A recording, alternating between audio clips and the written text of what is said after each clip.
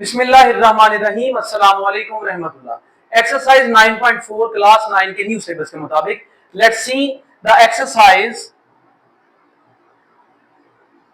9.4। Question number 1 में हमें कहता है what is the sum of the interior angles of a decagon. Deca कहते हैं 10 को, डीका 10 को कहा जाता है। तो बेटे हम लोगों ने sum of the interior angles जो है फाइंड आउट करना है। Sum of interior angles equal to find out. ठीक है, 10 साइड्स होती हैं एक डीकागोन की। डीका का मतलब है 10, तो इसका मतलब है ये ऐसी शेप होगी जिसके साइड जो होगी हमारे पास कितनी होगी 10। तो नंबर ऑफ साइड्स ऑफ डीकागोन 10। तो बेटा इसकी नंबर ऑफ साइड्स कितनी आ जाएंगी हमारे पास 10 साइड्स आ जाएंगी। आप लोगों ने फॉर्मूला इस्तेमाल करना है सम ऑफ, ये फर्स्ट पार्ट है, इंटीरियर एंगल्स। तो बेटा सम ऑफ द इंटीरियर एंगल्स के लिए ये आपने याद रखना है इंटीरियर लिखा गया है। इसके लिए जो फॉर्मूला इस्तेमाल किया जाता है वो है हमारे पास n-2 multiply 180 degree.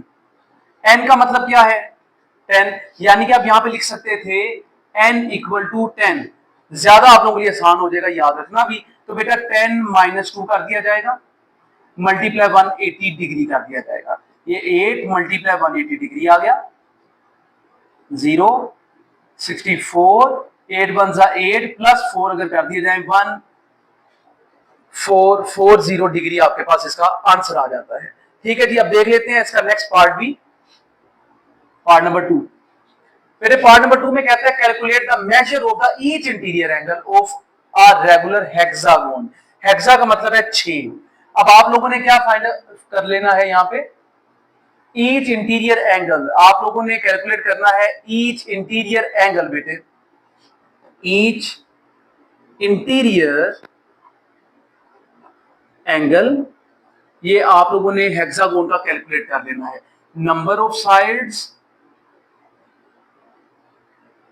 Of hexagon, hexa किसे कहते हैं बेटे, हेक्सा 6। तो बेटा इसके लिए n की वैल्यू क्या आ जाएगी 6, हमारे पास इसके n की वैल्यू आ जाएगी। अब आप लोगों ने यहां पे कर लेना क्या है, ईच इंटीरियर एंगल, एक इंटीरियर एंगल फाइंड करना है। तो आप बेटा क्या करते हैं, इसके लिए फॉर्मूला अप्लाई करेंगे। यहां पे आएगा n-2 मल्टीप्लाई 180 डिग्री, सबको डिवाइड कर देंगे n के साथ। और ये जो नीचे n आ रहा है ये हमारे पास सम आ जाता है सारी इंटीरियर साइड्स का। तो बेटा यहाँ पे इनकी वैल्यूज पुट कर लेते हैं। n की जगह 6 लिखेंगे, -2 मल्टीप्लाई 180 डिग्री, ओवर में बेटे क्या आ जाएगा 6। तो 4 मल्टीप्लाई 180 डिग्री आ रहा है, नीचे आता है 6। यहाँ पे हमारे पास 2 टाइम्स और ये बन जाता है 3 टाइम्स। ठीक है जी, 2 के टेबल पर मैंने डिवाइड कर दिया बेटा, 3 वन जा और 3 हमारे पास आ जाएगा 60 टाइम्स। तो हमारे पास आंसर क्या आता है 120 डिग्री। ये बेटे आपके पास इसका आंसर आ जाता है। Let's solve its other parts. Part number 3 है हमारे पास, what is each exterior angle of a regular pentagon. Penta का मतलब है, पेंटा कहते हैं 5 को। तो आप लोगों ने बेटे अब यहाँ पे exterior angle basically find out करना है। ईच एक्सटीरियर एंगल, एक्सटीरियर बैरूनी एंगल आप लोगों ने फाइंड आउट कर लेना है। ठीक हो गया जी। अब आपके पास number of sides, number of sides किसमें, पेंटागोन में, ऑफ पेंटागोन या इन पेंटागोन लिख लीजिए। पेंटा कहते हैं 5 को, n इक्वल आ गया 5 के। तो बेटा आप लोगों ने ईच एक्सटीरियर एंगल फाइंड करना है। ईच एक्सटीरियर एंगल, बेटा इसके लिए फॉर्मूला क्या लगाएंगे, 360 डिग्री ओवर आ जाएगा n। ठीक है जी, 360 डिग्री टोटल सर्कल का एंगल होता है। तो ये इसको हम लोगों ने डिवाइड करना है n के साथ। तो बेटा 360 डिग्री टोटल यानी कि सर्कल का एंगल आ गया, या टोटल पेंटागोन का एंगल आ गया। n के साथ डिवाइड करेंगे वो आता है 5। तो बेटा 5 वन टाइम्स, 5 ये आ जाएगा हमारे पास 7 times, and 5 2 times, it is 72 degree. ये हमारे पास आंसर आ गया। चौथा पार्ट भी देख लीजिएगा, कहता है इसमें कि if the sum of the interior angles of a polygon is 1260 degree, sum of interior angles आप लोगों को गिवन है एंगल्स, शेप नहीं बताई इसमें, शेप है बेटे नहीं बताई गई। इंटीरियर एंगल्स इक्वल आ रहा है 1260 डिग्री, 1260 डिग्री एग्जैक्टली।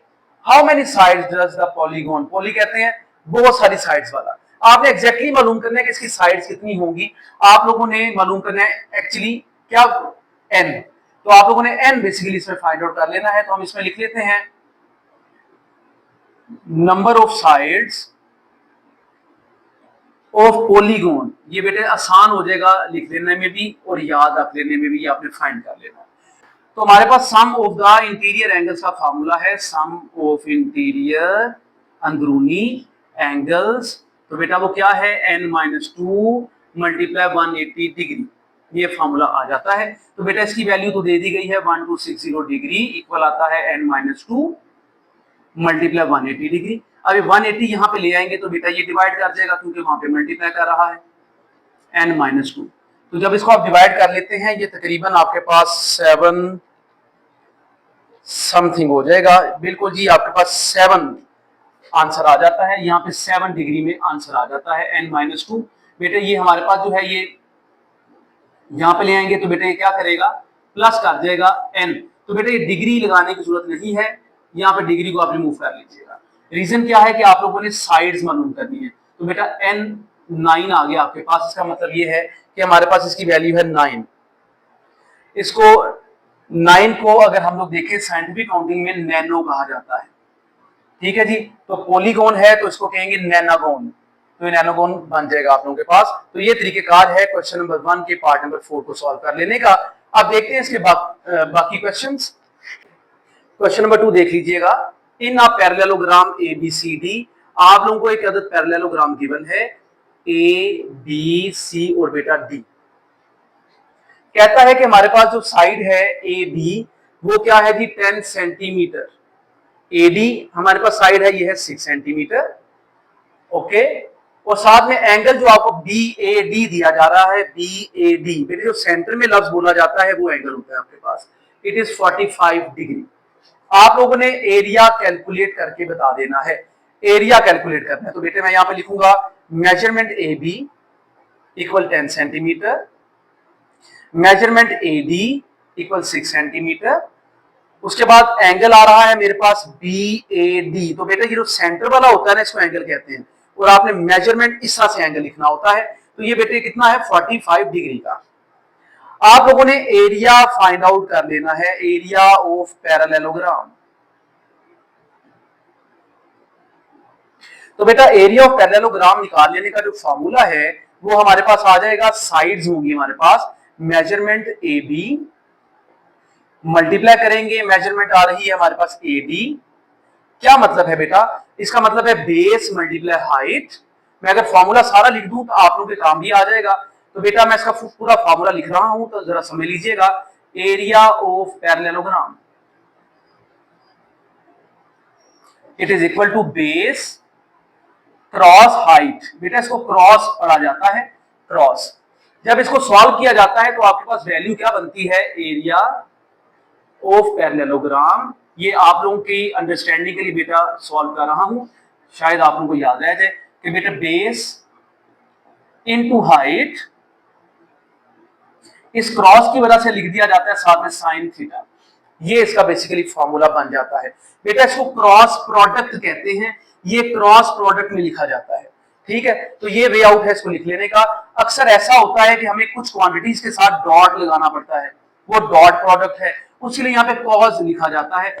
ये इसका जो है तरीकेकार है, इसको याद रख लेने का। अब बेटा हम लोगों ने इनकी वैल्यूज पुट करनी है। ए इक्वल आ रहा है, बेस हमारे पास है measurement AB, this is the base and this is the height, into measurement AD sine measurement angle क्या है आपके पास बेटा BAD। ये टोटल तरीकेकार होगा इसको लिख लेने का। अब एरिया आप लोग फाइंड आउट कर रहे हैं, वैल्यू है 10 मल्टीप्लाई 6 मल्टीप्लाई साइन 45 डिग्री, ऐसे लिख लेंगे आप। 10 मल्टीप्लाई 6 क्या हो गया, इट इज 60। साइन 45 क्या होता है, 1 ओवर स्क्वायर रूट 2, ठीक है बेटे। 1 ओवर स्क्वायर रूट 2 जो है हमारे पास की वैल्यू आ जाती है। आप लोग स्क्वायर रूट में नहीं लिखना चाहते, आप लोग कैलकुलेट कर लीजिएगा तो आपके पास वैल्यू तकरीबन आ जाएगी 0.707। आप बेशक इसकी जगह पे लिख लें 0.707। मैं यहां पे सॉल्व कर देता हूं। बाकी a equal 60 multiply 0.707, a equal आ जाएगा बेटे आपके पास 60 से मल्टीप्लाई कर देते हैं तो बेटा 42.42। अब हमने देखना यूनिट सेंटीमीटर में है तो सेंटीमीटर स्क्वायर यहाँ पे यूनिट लिख दिया जाएगा। So this is your answer. ये बेटा तरीकेकार है आंसर को निकाल लेने का। आपको जो याद रखने वाली बात है बेटा उसको प्लीज ध्यान में रखिएगा। ये फॉर्मूले का सारा तरीकेकार ध्यान में रखें आप, ये आपके काम आने वाला है इंशाल्लाह। ये कॉन्सेप्ट साइंस के देखते हैं अब क्वेश्चन नंबर 3 को। फिर एक पैरेललोग्राम है बेटा, again the same parallelogram A B C and D. तो बेटा क्या कहता है हमें कि हमारे पास जो एंगल है डी ए बी, ये एंगल बना 70 डिग्री है। आपने बाकी तमाम एंगल्स फाइंड आउट कर लेने हैं। Measurement angle D A B equal आ रहा है हमारे पास 70 डिग्री के। Measurement angle D C B equal है measurement angle D A B के। क्या मतलब हुआ? ये बेटे होते हैं हमारे पास ऑपोजिट एंगल्स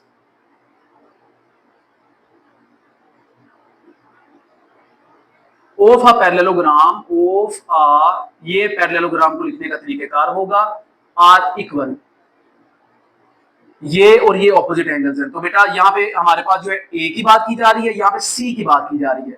तो आप लोग angle D C B find कर सकते हैं विच इज आल्सो 70 डिग्री। इसकी वैल्यू ये आप लोगों के पास लिखी हुई है 70 डिग्री। एक तो आपके पास एंगल आ चुका है। अब जरा गौर कीजिएगा, हम लोग क्या करने वाले हैं कि हमारे पास measurement angle D A B plus कर लेते हैं measurement angle A B C. तो बेटा किसके इक्वल आएंगे? 180 डिग्री के। ठीक हो गया। इसे कहते हैं सप्लीमेंट्री एंगल्स। सप्लीमेंट्री एंगल्स का मतलब ये होता है कि इन दोनों अगर एंगल्स को मिला दिया जाए तो इनका एंगल जो है हमारे पास 180 डिग्री बन जाता है। इसे कहते हैं सप्लीमेंट्री एंगल। तो बेटा जी आप यहां पर लिख सकते हैं सप्लीमेंट्री एंगल्स। ये बेटा इनके याद रखने वाली बातें हैं और आप लोगों को जरूर याद रख लेनी चाहिए सप्लीमेंट्री एंगल्स। तो बेटा जी जरा गौर कीजिएगा, इसकी वैल्यू है 70 डिग्री। इसकी वैल्यू आप लोगों को फाइंड आउट करनी है बी की वैल्यू। बेटा बी का एंगल है 180 degree. Measurement angle A B C equal आएगा 180 degree minus 70 degree which will be equal to 110 degree. अब आप लोगों को क्या फाइंड करना है? रह गया आपके पास डी एंगल।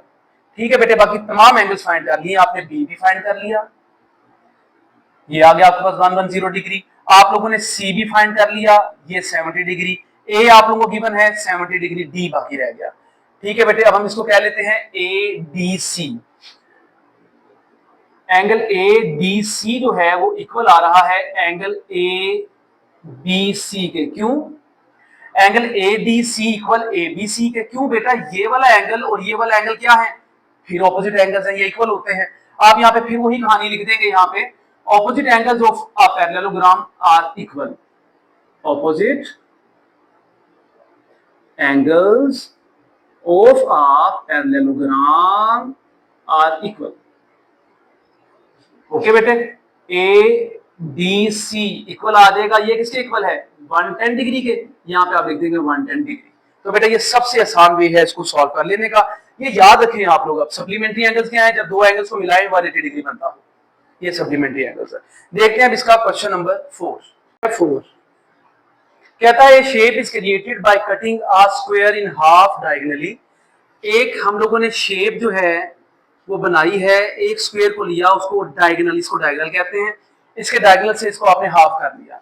जब हाफ कर लिया तो आपके पास दो अदर राइट एंगल ट्रायंगल्स बन गए इस तरह से।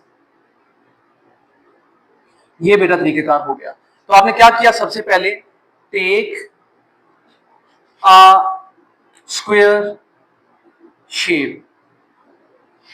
सेकंड में क्या किया? कट इट डायगोनली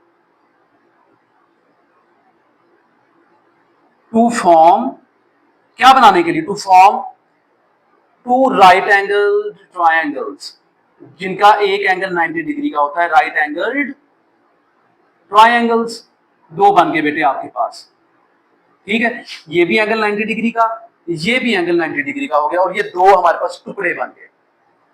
फिर जनाब अली फरमाते हैं कि attaching a right angle triangle to the hypotenuse of each half. बेटा ये भी हाइपोटेन्यूज कहलाता है, ये भी हाइपोटेन्यूज कहलाता है। Attach hypotenuse of these right angled triangles,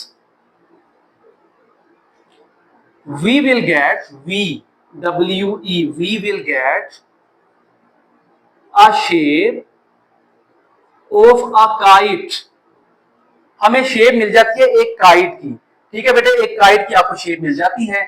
अब नेक्स्ट हमें क्या फरमा रहे हैं जनाब, जरा उस पर भी गौर कर लेते हैं।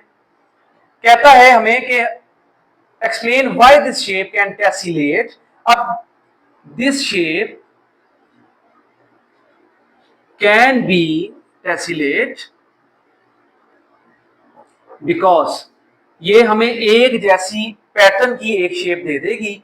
उसकी रीजन क्या बनती है बेटा, उस पर गौर कर लेते हैं। ये टेसिलेट हो जाएगी, यहाँ पे टेसिलेट में बेटा डबल एल आता है, यहाँ पे टेसिलेट इस तरह से, क्योंकि ईच हमारे पास जो शेप है, each shape has congruent side. हर एक शेप की जो साइड है ये कंकरेंट है, कंकरेंट भी बोल सकते हैं इसको आप, कंकरेंट भी लिख सकते थे आप। तो ये बेटा इसका तरीकेकार हो जाएगा। कहता है कि नेक्स्ट हमें कि द इंटीरियर एंगल इसका जो है न्यू शेप का क्या होगा। The interior angle of this shape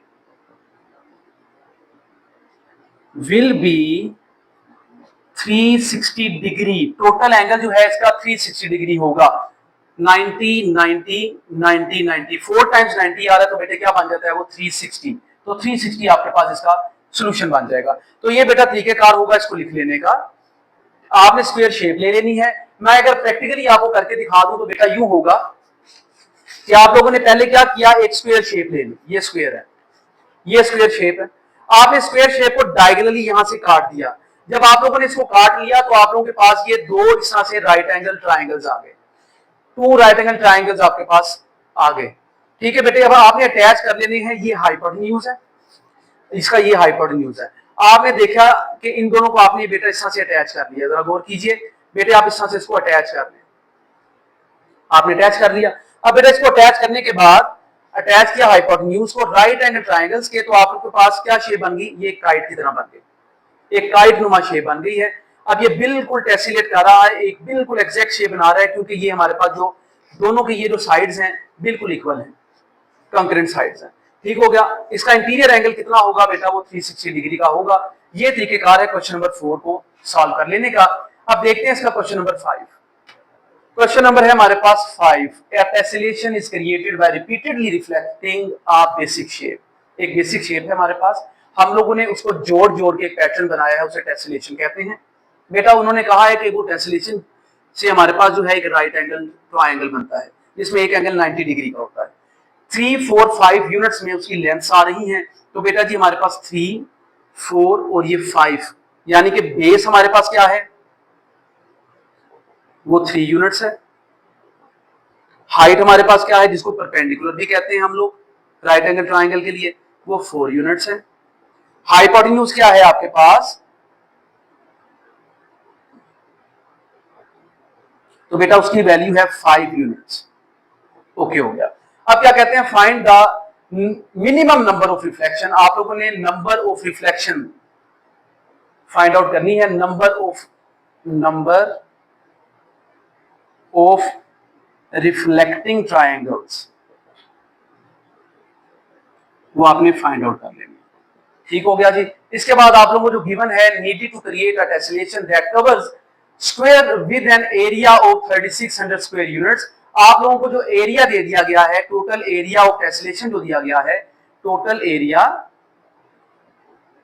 of टेसलेशन जो दे दिया गया है बेटा, वो कितना है, 3600 स्क्वायर यूनिट्स। ये होगा तरीकेकार इसको लिख लेने का। हम लोग पहले तो एरिया फाइंड आउट करने वाले हैं एक ट्रायंगल का, एरिया ऑफ ट्रायंगल। इसका बेटे फॉर्मूला आप लोगों को याद भी कर लेना चाहिए, 1/2 बेस मल्टीप्लाई हाइट, ये भी मल्टीप्लाई है। 1/2 बेस है आपके पास, 3 हाइट है आपके पास 4, 2 1 टाइम्स 2 2 टाइम्स, ये 6 हमारे पास स्क्वायर यूनिट्स में आ जाएगा क्योंकि एरिया का यूनिट स्क्वायर में लिया जाता है।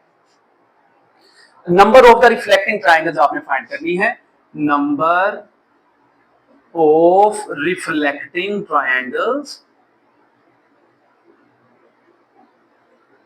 तो बेटा इसके लिए क्या फॉर्मूला लिखेंगे आप, पहले तो लिखेंगे आप टोटल, हमारे पास जो एरिया ऑफ टेसलेशन आ रहा है, टोटल एरिया, ठीक है जी, area of each triangle, each triangle, बेटा ये इसका तरीकेकार होगा, टोटल एरिया आ जाएगा ऑफ टेसलेशन, यानी कि मुकम्मल जो आपके पास फिगर बन जाती है उसकी, और एक आपके पास एक एरिया। आपने जो निकाला एक ट्रायंगल का बेटा वो 6 है, इनको आप डिवाइड कर लीजिए तो आपके पास 600 आ जाएगा। This is the number of the reflecting triangles. ये बेटा इसका वे होगा सॉल्व करने का। देखते हैं क्वेश्चन नंबर 6। क्वेश्चन नंबर है 6। A tessellation is created using regular hexagons। आपने हेक्सागोन्स को मिला के एक पैटर्न बना लिया है, फिगर बना ली है, आप समझ लीजिए शेप बना ली है। Each hexagon has a side length of 5 centimetre. हर एक हमारे पास जो हेक्सागोन है उसकी जो साइड लेंथ आ रही है वो हमारे पास है 5 सेंटीमीटर। तो आप लिख लेंगे side of hexagon S equal to 5 centimetre. ये आप लोगों को पहली चीज गिवन है। फिर कहता है हमारे पास find the total area of tessellation if it consists of 25 hexagons. आप लोगों ने फाइंड कर लेना है total area of tessellation, total area of tessellation, ये आप लोगों ने फाइंड आउट कर लेना है। ठीक है बेटे, जब आपके पास नंबर ऑफ हेक्सागोन्स क्या हो 25, तो पहले हम इसको फाइंड कर लेते हैं, इसके पार्ट नंबर 1 को, पार्ट इसका 1 बना लेते हैं बेटे। तो क्या करेंगे, यहां पे हमारे पास एरिया ऑफ ईच हेक्सागोन,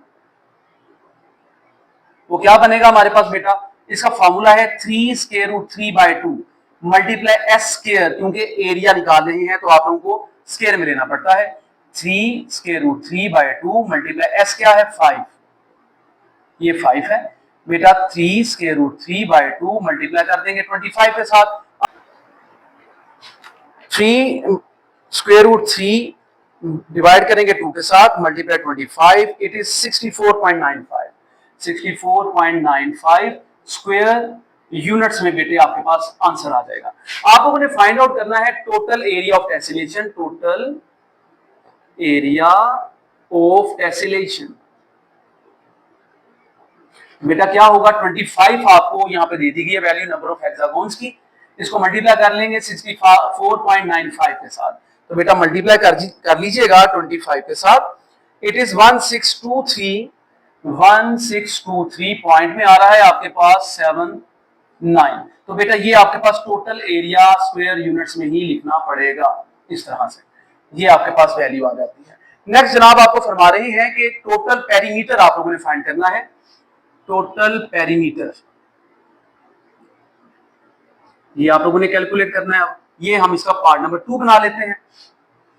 ठीक है बेटे, किसका, आउटर एज का टेसलेशन के परफेक्ट हेक्सागोन बन रही हो तो देखिए इसका फॉर्मूला आप लोगों ने अभी पढ़ लिया है कि एरिया ऑफ हेक्सागोन जो है हमारे पास, टोटल एरिया ऑफ हेक्सागोन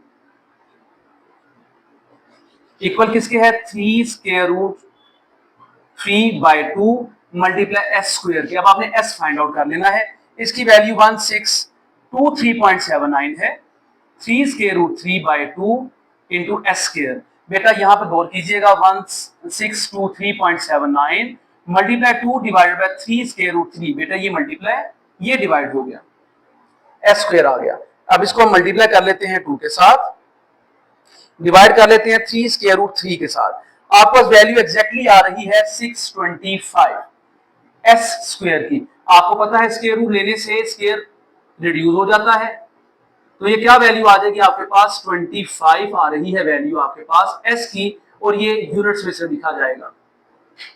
आप लोगों ने पेरीमीटर फाइंड करना है बेटा। पेरीमीटर का फार्मूला है हेक्सागोन के लिए, पेरीमीटर ऑफ हेक्सागोन, हेक्सा का मतलब है 6 मल्टीप्लाई साइड्स, 6 मल्टीप्लाई क्या आ रहा है यहाँ पे 25, तो बेटा इनको मल्टीप्लाई कर लीजिएगा तो 150 गालिबन आपके पास यूनिट्स में आंसर आ जाएगा। This is the second part of this question. 150 units बेटे टोटल, इसका पेरीमीटर जो है 150 यूनिट्स में आ जाता है। यूनिट्स में सेंटीमीटर भी आ सकता है, मीटर भी आ सकता है, व्हाटएवर। तो ये तरीकेकार है इसको सॉल्व कर लेने का। देखते हैं इसका पार्ट नंबर 7। क्वेश्चन नंबर 7 पर गौर कीजिएगा। कहता है कि हमारे पास एक रेक्टेंगुलर फ्लोर है, रेक्टेंगल कहते हैं जिसमें ऑपोजिट साइड्स इक्वल हो जाती हैं, ये साइड इसके इक्वल, ये साइड इसके इक्वल। कहता है 12/15 है, ये 12 मीटर है, तो ये बेटा 15 मीटर साइड आ जाती है। कहता है हाउ मेनी स्क्वायर टाइल्स, आप लोगों ने स्क्वायर टाइल्स जो है इस्तेमाल करनी है, ताकि यहाँ पे स्क्वायर टाइल्स लगा लगा के आप इसको फिल अप कर लें। ठीक है बेटे, आप लोगों ने स्क्वायर टाइल्स यहाँ पे लगा लेनी है ताकि इसको मुकम्मल तौर पे आप फिल अप कर लें। ठीक है जी, लगनी स्क्वायर में है टाइल्स, इस तरह बना लें, इस तरह से बेटा आप लोगों ने इसको फिल अप कर लें। ठीक हो गया। अब लेकिन आपके पास जो स्क्वायर टाइल है उसका जो एरिया दिया गया है वो किसमें है, 1 मीटर बाय 1 मीटर। ठीक है, are needed to cover the floor, इस फ्लोर को मुकम्मल कवर करने के लिए इस्तेमाल किया जाएगा। सबसे पहले तो हम लोग फाइंड आउट कर लेते हैं फ्लोर का एरिया। तो बेटा पहले गौर कीजिएगा, हम यहाँ पे इनके नाम दे रहे हैं। बेस ऑफ फ्लोर इक्वल है 15 मीटर के, हाइट, यहाँ पे height of floor, rectangular floor 12 metre बेटे आ जाएगा। Area of rectangular floor equal आ जाएगा बेस मल्टीप्लाई हाइट के, ये पहले भी हमने पढ़ लिया। वैल्यू पुट कीजिएगा, बेस 15 मीटर मल्टीप्लाई आ जाएगा 12 मीटर। आप इनको मल्टीप्लाई कर रहे हैं, 15 multiply 12 it is 180 metre square, ये एरिया का यूनिट आ जाता है। अब हम लोगों ने क्या करना है, जो एक टाइल है जो कि रेक्टेंगल की फॉर्म में बनी हुई, ये स्क्वायर की फॉर्म में बनी हुई है, ये भी 1 मीटर है और बेटा ये भी 1 मीटर है। ठीक हो गया। अब इसका भी एरिया फाइंड कर लेते हैं। तो हम यहां पर लिख लेंगे बेस ऑफ टाइल, क्या है बेटे वो 1 मीटर। आप बेशक साइड ऑफ टाइल कह लें, लेंथ ऑफ टाइल कह लें, बेटा एक ही मतलब है, लेंथ लिख लीजिएगा, ज्यादा आसान हो जाएगा, दोबारा लिखना नहीं पड़ेगा आपको। अब एरिया ऑफ स्क्वायर टाइल, ये जरा समझ लीजिएगा मैंने क्यों ऐसा किया है बेटा। इसका फॉर्मूला लिखूंगा लेंथ मल्टीप्लाई लेंथ, बस कितना आसान हो गया। 1 मल्टीप्लाई 1 क्या होता है 1, क्या आएगा स्क्वायर में, मीटर दिया गया है तो बेटा स्क्वायर मीटर आ जाएगा। अब आप लोगों ने फाइंड आउट बेसिकली क्या करना था कि कितना हमें जो है टाइल रिक्वायर्ड है कवर करने के लिए फ्लोर को। तो हम लोग यहाँ पे लिखेंगे नंबर ऑफ टाइल्स, जो नंबर ऑफ टाइल्स है आप लोगों ने वो फाइंड आउट करनी है। नंबर ऑफ टाइल्स रिक्वायर्ड, बस इतना ही लिख लीजिएगा, इसी में सारा कवर हो जाता है कि नंबर ऑफ टाइल्स जो है रिक्वायर्ड कितनी है, बस यही आप लोग यहाँ पे लिख लेंगे। तो टोटल एरिया जो है ऑफ फ्लोर लिखेंगे आप, फिर नीचे एरिया ऑफ टाइल लिख लेंगे। बेटा फ्लोर का एरिया कितना है 180, टाइल 1, तो बेटा इसको सॉल्व कर लीजिए, कितना आ जाएगा आपके पास, नंबर ऑफ टाइल्स कितनी आ जाएगी 180। तो नंबर ऑफ टाइल्स जो है 180 यहां पर जो है लगाई जाएगी। तो इतनी टाइल्स होंगी तो आप समझ लीजिए कि आपके पास जो है ये टोटल फ्लोर कवर हो जाएगा। ये है बेटा वे आउट इसको फाइंड करने का। देखते हैं question number 8। Question number 8, a rectangular wall is 10 metre tall and 120 metre wide। फिर एक रेक्टेंगुलर वॉल दे दी गई है आपको, एक वॉल है जो कि रेक्टेंगुलर फॉर्म में है। ठीक हो गया। वो कहता है कि हमारे पास इसकी जो लेंथ है वो 10 मीटर है, 10 नहीं बेटा हाँ जी 10 मीटर है, ये 10 मीटर लॉन्ग है, लेकिन जो 120 मीटर वाइड है, ये इसकी विड्थ जो है वो बढ़ा लीजिए। वो बेटा वो कहता है विड्थ इसकी ज्यादा है, वो तकरीबन आ जाती है 120 मीटर्स। ये आप लोगों को क्वेश्चन गिवन है। फिर कहता है how many gallons of paint are needed to cover the wall, इस पूरी वॉल को कवर करने के लिए कितना गैलन आपको रिक्वायर है पेंट का। फिर 1 गैलन जो है कवर करती है 35 मीटर स्क्वायर, फर्ज कर लें 35 मीटर स्क्वायर उसने कवर कर लिया 1 गैलन में। अब देखते हैं बेटा क्या इसमें हमारे पास सोल्यूशन आएगा। तो सबसे पहले हम लिखेंगे, यहाँ पे ये आ रही है हमारे पास टॉल, तो लेंथ लिख लेते हैं, लेंथ ऑफ वॉल इक्वल है 10 मीटर। इसके बाद आ जाती है आपके पास विड्थ ऑफ वॉल, तो बेटा कितनी है वो 120 मीटर।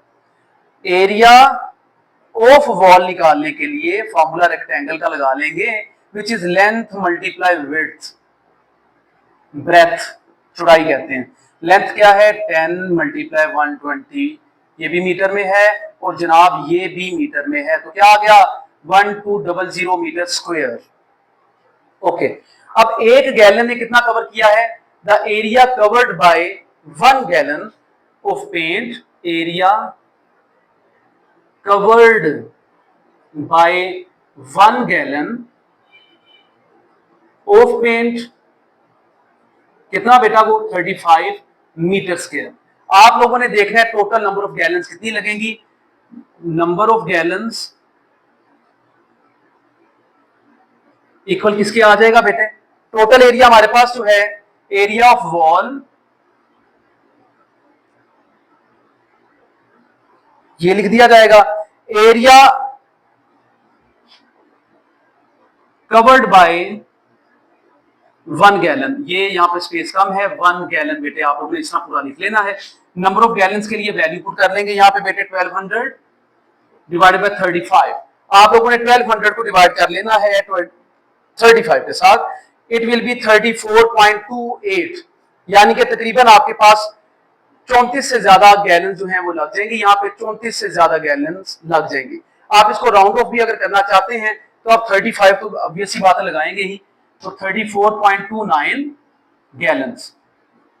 अगर आप इसको अप्रोक्सीमेट करना चाहते हैं तो आप 35 गैलन्स लिख सकते हैं, क्योंकि बेटा देखें 1 गैलन फिर भी आपको लेके आनी ही पड़ेगी 0.25 पूरा करने के लिए, तो कुछ पेंट आपका बच जाएगा। तो ये तरीकेकार है इसको सॉल्व कर लेने का। क्वेश्चन नंबर 9 की तरफ बढ़ते हैं। Question number 9, a rectangular wall has a length of 10 metre. अब आप लोगों के पास फिर एक रेक्टेंगुलर वॉल आ गई है, इसकी जो हमें हाइट दे दी गई है इट इज 10 मीटर। जी बेटे ये लेंथ हमारे पास 10 मीटर की आ रही है, and a wide of 4 metres, 4 metre ये सिर्फ वाइड है, इस तरह से बेटे ये 4 मीटर की इसकी विड्थ आ जाती है। लेंथ ऑफ वॉल इक्वल है 10 मीटर, विड्थ ऑफ वॉल जो है बेटे वो क्या आ रही है 4 मीटर, ये तो क्लियर हो गया। फिर कहते हैं जनाब हमें कि if 1 litre of paint covers 7 metre square, तकरीबन 7 मीटर स्क्वायर का आप समझ लीजिए कि इतना अगर बनता हो, 1 जो है लीटर पेंट ने इतना कवर कर लिया है। How many litres of paint are needed to cover the wall, वही तरीके का दोबारा से आ गया। आप पहले एरिया ऑफ वॉल निकाल लेंगे, लेंथ मल्टीप्लाई विड्थ करेंगे। बेटा ये तरीकेकार आपको रोजमर्रा जो घरेलू भी जो है एग्जांपल्स हैं उसमें भी आ जाता है, जब आपने पेंट करवाना होता है तो बेटा ये तरीकेकार होता है, प्रीमाइज कर लिया करें पहले खुद, आपको पता चल जाएगा कि कितना पेंट आपको रिक्वायर है। ये बेटा इसका तरीकेकार हो गया। फिर बेटे अब क्या करते हैं, 1 लीटर जो है हमारे पास 7 मीटर स्क्वायर कवर करता है, area covered by 1 litre of paint कितना बेटे बनता है वो है हमारे पास तकरीबन 7 मीटर स्क्वायर। आप लोगों ने नंबर ऑफ लीटर्स फाइंड कर लेने हैं, number of litres of paint आप लोगों ने फाइंड कर लेने हैं, ठीक है। पहले गैलन्स थे, अब ये आपके पास आ गया। तो एरिया पहले लिखेंगे of wall, area of wall, फिर लिखेंगे area covered by 1 litre of paint, area covered by 1 litre of paint. तो बेटा क्या इसका आंसर आएगा, ये यहाँ पे जगह कम थी इसलिए बेटा नीचे लिख दिया था मैंने। यहाँ पे इसकी वैल्यू आ रही है 40, यहाँ पे आ रही है 7, फिर डिवाइड कर लेते हैं बेटे, हमारे पास क्या वैल्यू एग्जैक्टली आ जाएगी 40 को डिवाइड करते हैं 7 पर, इट इज 5.7। तो आंसर आ रहा है 5.7 लीटर्स। लेकिन बेटे आप लोगों को क्या करना पड़ेगा, इसको फिर अप्रोक्सीमेट लिखना पड़ेगा, ये 6 लीटर्स बन जाएगा। आपको फिर भी 6 लीटर्स तो लेके आना ही पड़ेगा ताकि जो है आप लोग कवर अप कर सके इस सारे एरिया को। देखते हैं इसका क्वेश्चन नंबर 10। क्वेश्चन नंबर 10 है, अ window has a trapezoidal shape. एक विंडो की शेप जो है ट्रेपीजियम की तरह की बनी है विद पैरेलल साइड्स। हमारे पास जो पैरेलल साइड्स आ जाती हैं इसकी, यूं बेटा पैरेलल साइड्स होती हैं, ये और ये पैरेलल साइड्स हैं, एक दूसरे के बिल्कुल पैरेलल आ जाती है। तो बेटा इनकी क्या हमारे पास आ रही है, 3 मीटर एक ही आ रही है हमारे पास लेंथ, और एक ही आ रही है 1.5 मीटर। ओके, एंड हाइट जो है इनकी हाइट जो दे दी गई है, दिस इज द हाइट। बेटा हाइट क्या है, it is 2 metre. Area of the window आप लोगों ने फाइंड करना है। ये आपके पास विंडो इस तरह की बनी है, area of window find out करना है। ठीक हो गया। सम ऑफ पैरेलल साइड्स निकाल लेते हैं, पैरेलल साइड्स आप निकाल लीजिएगा। ये 3 + 1.5 it will be 4.5 metres. Height आप लोगों को गिवन है बेटे, हाइट क्या है, इट इज 2 मीटर। अब आप लोगों ने एरिया ऑफ ट्रेपेजॉइडल, ठीक है जी, ट्रेपेजॉइडल जो है हमारे पास जो विंडो आ जाती है, यहां पे लिख लेता हूं विंडो, ये बेटे हमने फाइंड आउट करना है। इसका फॉर्मूला है 1/2 multiply sum of parallel sides, फिर मल्टीप्लाई करना है हाइट के साथ। तो बेटा ये फॉर्मूला है इसका इस तरह से। तो 1/2 मल्टीप्लाई 4.5 मल्टीप्लाई 2, इसको सॉल्व कर लीजिएगा तो हमारे पास 1/2 और ये मल्टीप्लाई कर लेंगे तो 9 आ जाएगा। तो बेटे 9.2 आ गया, इट विल बी 4.5। क्या निकाला आपने एरिया, तो मीटर स्क्वायर में आपके पास इसका आंसर आ जाता है 4.5 मीटर स्क्वायर। एक्सरसाइज 9.4 थी ये, इसमें कुछ न्यू फार्मूले थे, कुछ न्यू चीजें थी बेटे, वो भी आप लोगों की सॉल्व कर दी गई हैं। इसकी प्रैक्टिस कीजिए, कहीं पे समझ नहीं आती आप उसके बारे में जरूर जो है कमेंट कीजिए, हम इंशाल्लाह उसको अलग अलग करके सॉल्व करके भी आपको दिखा सकते हैं। शुक्रिया।